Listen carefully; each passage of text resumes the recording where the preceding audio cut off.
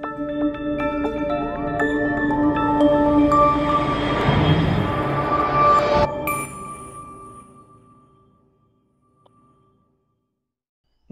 दोस्तों, स्वागत करता हूं मैं आपका हमारे YouTube channel the mechanical educators में। तो दोस्तों, आज का ये वीडियो लेक्चर हमारा इंजीनियरिंग थर्मोडायनेमिक्स में हम आज जीरोथ लॉ ऑफ थर्मोडायनेमिक्स के बारे में डिस्कस करने वाले हैं। जीरोथ लॉ ऑफ थर्मोडायनेमिक्स के कुछ बेसिक कंसेप्ट हम आज क्लियर करने वाले हैं। तो ये इस सीरीज का पार्ट 4 है। हमने ऑलरेडी इंजीनियरिंग थर्मोडायनेमिक्स के कुछ बेसिक कंसेप्ट कवर कर लिए हैं पार्ट 1 से लेकर 3 तक। तो अगर आपने पार्ट 1 से लेकर 3 तक अभी तक हमारे यूट्यूब चैनल पर नहीं देखे हैं तो उसकी जो लिंक है वो यहाँ पर आपको आई बटन में मिल जाएगी, और एज वेल एज आपको उसकी जो लिंक है वो डिस्क्रिप्शन बॉक्स में भी मिल जाएगी, तो वहाँ पर जाके भी आप चेक कर सकते हैं। तो आइए स्टार्ट करते हैं आज का ये वीडियो लेक्चर। तो आज के इस वीडियो लेक्चर में हम फर्स्ट बात करने वाले हैं टेम्परेचर इक्वालिटी के कंसेप्ट के बारे में। तो यहाँ पर मैं आपसे टेम्परेचर इक्वालिटी फिनोमिना अगर सरल भाषा में आपको समझाऊँ तो यहाँ पर मान लीजिए हमारे पास दो ब्लॉक्स है। एक जो है वो हॉट बॉडी यानी कि एक हॉट सिस्टम है हमारे पास, उसका अगर टेम्परेचर ले लेते हैं 90 डिग्री सेल्सियस। यहाँ पर हॉट बॉडी के तौर पे हमने कॉपर का ब्लॉक ले लिया है,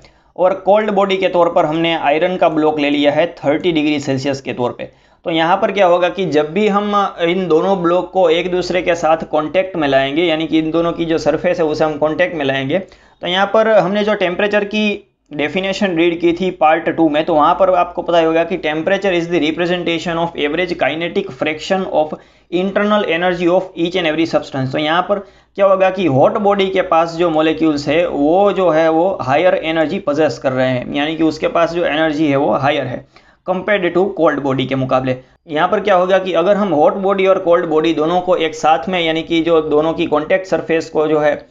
वो साथ में लाएंगे, तो यहाँ पर जो है वो हॉट बॉडी के जो मॉलिक्यूल्स है वो अपनी एनर्जी किसे ट्रांसफर करेंगे, कोल्ड बॉडी के पास। तो यहाँ पर जो मॉलिक्यूल्स हॉट बॉडी के अंदर है वो अपनी एनर्जी यानी कि काइनेटिक एनर्जी ट्रांसफर करेंगे कोल्ड बॉडी के अंदर। तो यहाँ पर हॉट बॉडी का जो टेम्परेचर है वो डिक्रीज हो जाएगा, और कोल्ड बॉडी का जो टेम्परेचर है वो इंक्रीज होना स्टार्ट हो जाएगा। तो यहाँ पर हमें हीट फ्लो देखने को मिलेगा, और हीट फ्लो जो है वो यहाँ पर ये कॉन्टैक्ट सरफेस को क्रॉस करके hot body to cold body चली जाएगी। तो यहाँ पर ये जो हीट का फ्लो देखने को मिलेगा, तो यहाँ पर ये जो हीट फ्लो है वो कब तक हमें देखने को मिलेगा कि जब तक दोनों के टेम्परेचर यानी कि कॉपर का टेम्परेचर और आयरन का टेम्परेचर यहाँ पर सिमिलर स्टेट में यानी कि सिमिलर नहीं हो जाता, तब तक हमें हीट फ्लो देखने को मिलेगा। और यहाँ पर आप देख सकते हैं अभी थोड़ी देर बाद जो है वो कॉपर का ब्लॉक 60 डिग्री सेल्सियस पर आ चुका है, और आयरन का ब्लॉक भी same to same 60 degree Celsius पर है, यानी कि दोनों का जो टेम्परेचर है वो क्या है, इक्वल है। तो यहाँ पर ये जो टेम्परेचर की इक्वालिटी हमें देखने को मिलती है बिटवीन टू बॉडीज, तो यहाँ पर ये जो कंसेप्ट हमें देखने को मिलता है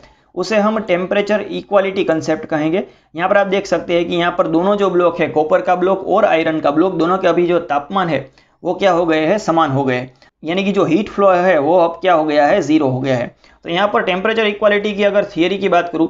तो as we all know that when a hot body will bring into the contact with the cold body, the heat flow will from hot body to cold body, यानी कि जो हीट फ्लो है वो हमें hot body to cold body ही देखने को मिलेगा। यहाँ पर उसके बाद में बात करते हैं thermal equality means at this point two system have the same temperature, it means they are in the thermal equilibrium, यानी कि जब भी कोई सिस्टम जो है, जब भी कोई दो सिस्टम थर्मल इक्विलिब्रियम में आ जाती है तो उन दोनों का जो टेम्परेचर है वो क्या हो जाएगा, सेम हो जाएगा। तो यहाँ पर अब कॉपर यानी कि हॉट सिस्टम और आयरन यानी कि कोल्ड सिस्टम जो है वो अभी सेम टेम्परेचर पर आ गई है, तो वहाँ पर हम बात कर सकते हैं कि कॉपर का ब्लॉक और आयरन का ब्लॉक जो है वो अभी थर्मल इक्विलिब्रियम स्टेट में है एक दूसरे के साथ। तो यहाँ पर ये तो बात हो गई टेम्परेचर इक्वालिटी। तो टेम्परेचर इक्वालिटी कंसेप्ट कैसे हमें यूजफुल होगा स्टडी करने के लिए जीरोथ लॉ ऑफ थर्मोडायनेमिक्स, तो आइए वो भी देख लेते हैं। तो यहाँ पर अगर मैं आपसे बात करता हूँ जीरोथ लॉ ऑफ थर्मोडायनेमिक्स की, तो जीरोथ लॉ ऑफ थर्मोडायनेमिक्स में यहाँ पर आप देख सकते हैं हमारे पास 3 सिस्टम हमने ले लिए, system number A, system B और सिस्टम सी। तो यहाँ पर अभी सिस्टम ए, बी और सी हमारे पास है। तो यहाँ पर क्या करेंगे कि स्टेटमेंट हम अगर रीड करते हैं कि if two bodies are individually in thermal equilibrium with the third system then they are all in the thermal equilibrium with each other. यहाँ पर ये जो स्टेटमेंट है वो अगर आपको सरल भाषा में समझाऊँ तो यहाँ पर आप देख सकते हैं कि अगर सिस्टम ए और बी दोनों अगर इक्विलिब्रियम में किसके साथ, सिस्टम सी के साथ, तो यहाँ पर ये जो सिस्टम ए और सिस्टम बी है वो भी एक दूसरे के साथ थर्मल इक्विलिब्रियम में है, ऐसा हम कह सकते हैं। अगर उसको फर्दर में सिंप्लीफाई कर दूं आपके लिए तो consider the two system, system ए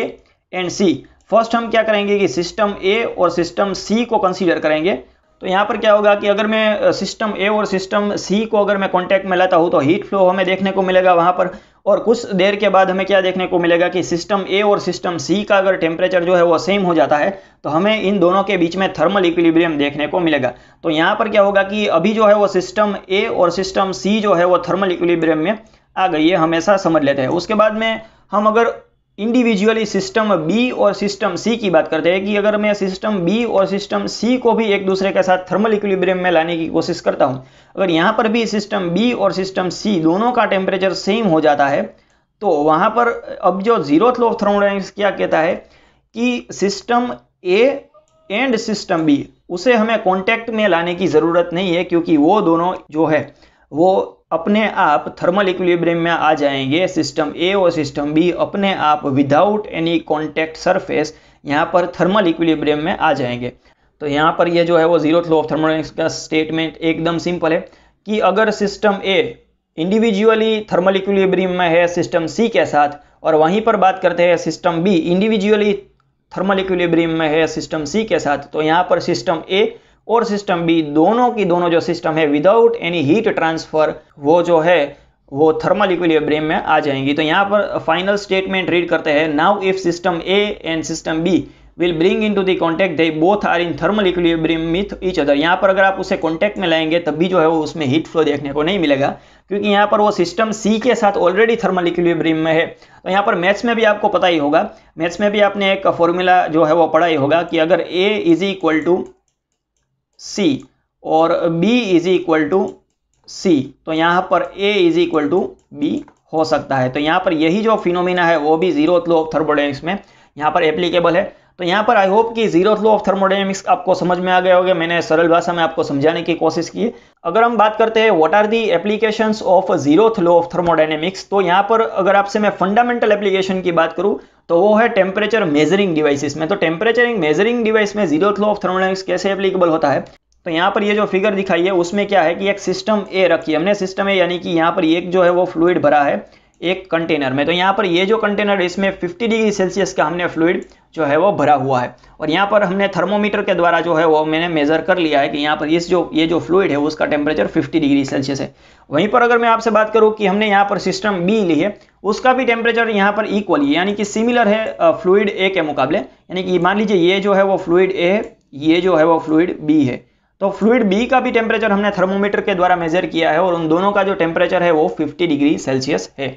यहाँ पर आप देख सकते हैं कि अब क्या होगा, यहाँ पर ये जो सिस्टम ए है वो थर्मल इक्विलिब्रियम में है सिस्टम सी के साथ। यहाँ पर थर्मोमीटर का जो है वो सिस्टम सी कहा गया है, और यहीं पर बात करते हैं कि सिस्टम बी जो है वो थर्मल इक्विलिब्रियम में है सिस्टम सी के साथ। तो यहाँ पर फिर से जो है वो zeroth law of thermodynamics applicable होगा कि A is equal to C, B is equal to C, तो यहाँ पर A is equal to B हमें देखने को मिलेगा, यानी कि ये दो फ्लूइड का टेम्परेचर हम सेम है ऐसा कह सकते हैं। तो यहाँ पर इस एग्जांपल में हमें clearly zeroth law of thermodynamics की एप्लीकेशन देखने को मिलती है। तो वहीं पर अगर मैं आपसे बात करूँ zeroth law of thermodynamics gives the concept of temperature, यहाँ पर टेम्परेचर का जो कंसेप्ट हमें देखने को मिला है वो जीरोथ लॉ ऑफ थर्मोडायनेमिक्स से ही जनरेट हुआ है। This law gives the base to all the temperature measuring devices, यानी कि टेम्परेचर मेजरिंग डिवाइस है उन सब का जो बेस है, यानी कि जो बेसिक कंसेप्ट जहाँ से हम टेम्परेचर मेजर करते हैं वो जो है वो जीरोथ लॉ ऑफ थर्मोडायनेमिक्स है। यानी कि फंडामेंटल कंसेप्ट कौन सा है, zeroth law of thermodynamics, like thermometer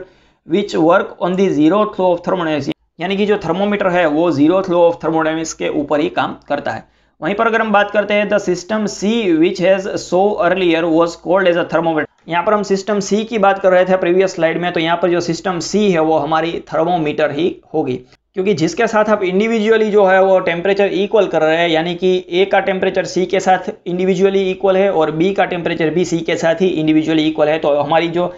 thermodynamic system सी है वो हम एज अ थर्मोमीटर ले लेंगे। where it allows to test the thermal equilibrium without physical contact between two bodies shown in the figure। यहाँ पर आप देख सकते हैं कि हमने जो है वो A और B के बीच में थर्मल इक्विलिब्रियम प्रूव कर दिया विदाउट एनी कॉन्टैक्ट, यानी कि without any physical contact of fluid A and fluid B। तो दोस्तों आज के इस वीडियो लेक्चर में हमने बेसिक से बेसिक कंसेप्ट्स के बारे में सीखा कि टेम्परेचर इक्वालिटी कंसेप्ट के बारे में सीखा, उसके बाद मैं आपको ले गया जीरोथ लॉ ऑफ थर्मोडायनेमिक्स के बारे में, और अंत में मैं आपको ले गया application of zeroth law of thermodynamics. तो इसके नेक्स्ट वीडियो में हम बात करने वाले हैं प्रोसेस, साइकिल और स्टेट के बारे में, जो फर्स्ट लॉ ऑफ थर्मोडायनेमिक्स सीखने के लिए बहुत ही आईएमपी है। तो नेक्स्ट वीडियो लेक्चर में भी हमारे साथ बने रहिए। तो दोस्तों आज के इस वीडियो लेक्चर में इतना ही। अगर आपको ये वीडियो अच्छा लगा है तो इसे लाइक कीजिए, शेयर कीजिए अपने दोस्तों के साथ, और ऐसे ही रेगुलर वीडियोस हमारे चैनल पर देखने के लिए आप हमारे चैनल पर अभी तक सब्सक्राइब नहीं किया है तो सब्सक्राइब करें और साथ ही दिए गए नोटिफिकेशन बेल को भी क्लिक करें ताकि हमारे वीडियोस की रेगुलर अपडेट आपको मिलती रहे। तो मिलते हैं ऐसे ही किसी नेक्स्ट वीडियो में। Till then keep learning, keep supporting. Thank you very much for watching this video.